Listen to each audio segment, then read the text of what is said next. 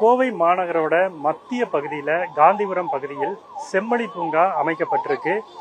கிட்டத்தட்ட 165 ஏக்கர் பரப்பளவில் இந்த செம்மொழி பூங்கா விரிவுபடுத்தப்பட இருக்கு. முதற்கட்டமாக 45 ஏக்கர் பரப்பளவில் மிக பிரம்மாண்டமாக அமைக்கப்பட்டிருக்கிறது. குறிப்பாக 208 கோடி ரூபாய் 50 லட்சம் ரூபாய் செலவில் முதற்கட்டமாக இந்த செம்மொழி பூங்கா பணிகள் நடந்து முடிஞ்சிருக்கு. இந்த செம்மொழி பூங்காவை மக்கள் பயன்பாட்டிற்காக தமிழ்நாடு முதலமைச்சர் மு.க. ஸ்டாலின் திறந்து வைத்திருக்கார். நாம் தற்போது இங்க பார்க்கக்கூடிய ஒரு பிரம்மாண்ட ஒரு மலை போல் இருக்கக்கூடிய ஒரு அமைப்பு நீரூற்றோட ஒரு முன்வாயில், பிரம்மாண்டமான ஒரு நுழைவாயில் இந்த செம்மொழி பூங்கால அமைக்கப்பட்டிருக்கிறது. பெரிய ஒரு நீரூற்று, அதை சுற்றிய சிறு சிறு நீர்வீழ்ச்சிகள் போல ஒரு இயற்கையாக அமைந்திருக்கக்கூடிய ஒரு சிறு குன்று போல இந்த ஒரு பிரம்மாண்டமான ஒரு நுழைவாயில் செம்மொழி பூங்கா அந்த பெயரோடு இந்த நுழைவாயில் அமைக்கப்பட்டிருக்கு.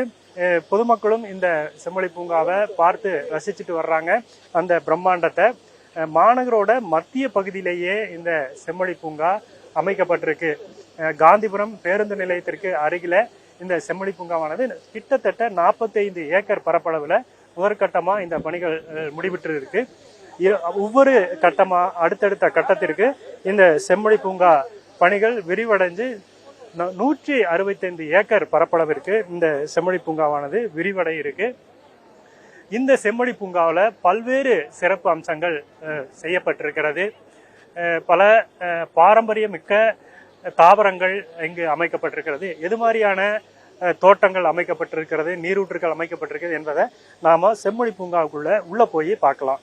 செம்மொழி பூங்காவில் நுழைவாயில உள்ள இருந்து வந்ததுமே நுழைந்ததுமே ஒரு பசுமையான ஒரு காட்சி சூழல் நம்மளை வரவேற்குது.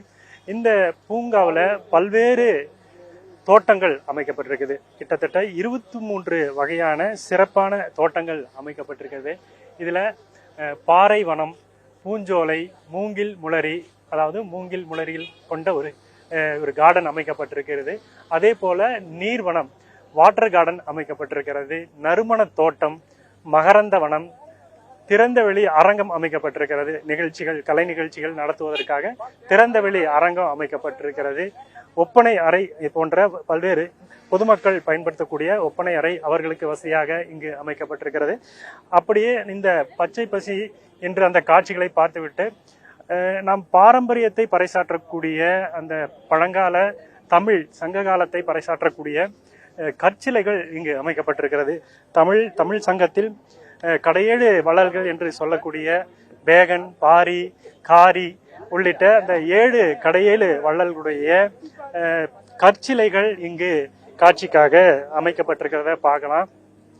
நாம் தற்போது இங்கு நடந்து கொண்டிருக்கக்கூடிய இந்த நடைபாதை என்பது நடைபயிற்சிக்காக தார் சாலையாக, காங்கிரீட் சாலையாக இல்லாமல் நடைபயிற்சிக்காக மண்ணால் அடுக்குகள் ஏற்படுத்தப்பட்டு அந்த நடைபயிற்சி மேற்கொள்வதற்காக அந்த நடைபாதை அமைக்கப்பட்டிருக்கிறது. பொதுமக்களுக்கு மிகவும் ஒரு பயனுள்ள ஒரு விஷயமாக இது பார்க்கப்படுகிறது.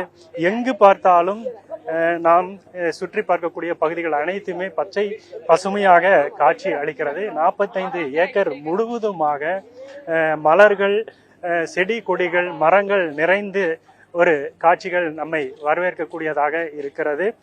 மாநகரின் மத்திய பகுதியில் அமைந்திருப்பதால் இந்த காட்சி, இந்த சூழல் பொதுமக்களுக்கு மிகவும் பிடித்ததாக இருக்கும் என எதிர்பார்க்கப்படுகிறது.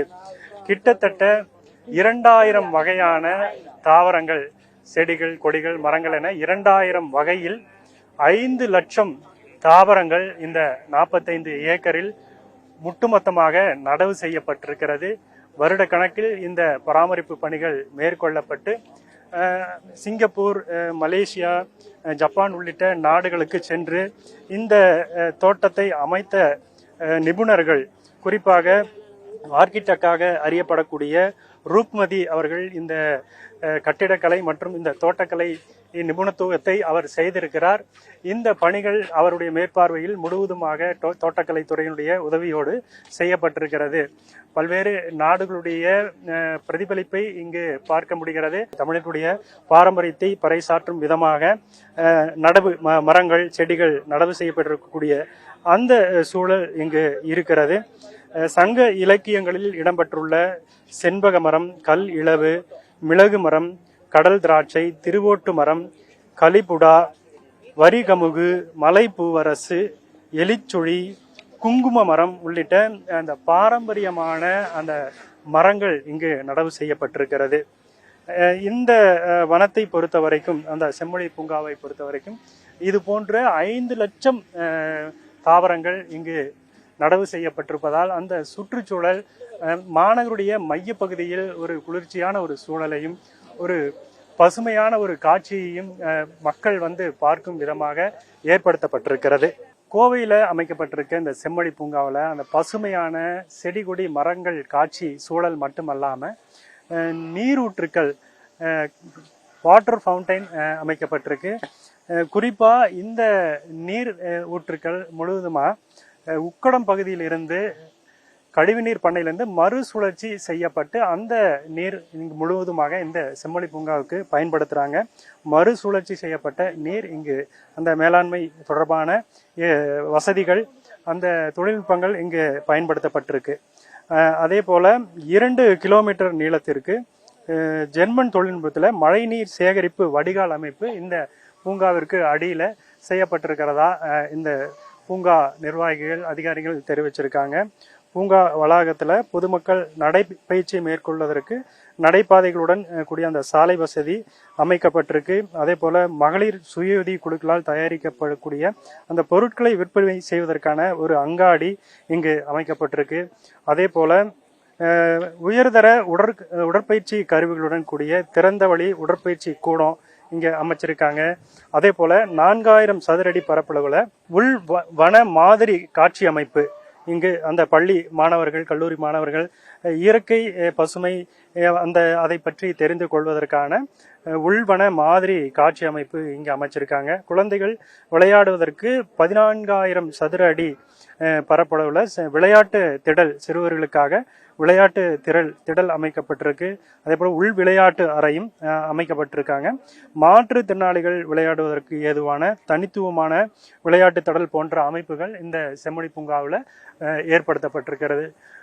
குறிப்பாக இந்த செம்மொழி பூங்காவில் பசுமை, மரங்களை பற்றி, இயற்கையை பற்றி தெரிஞ்சுக்கிறதுக்கு உள்ளிட்ட அனைத்து விதமான அறிவு சார்ந்த விஷயங்களும் இந்த செம்மொழி பூங்காவில் ஏற்பாடு செய்யப்பட்டிருக்கிறது.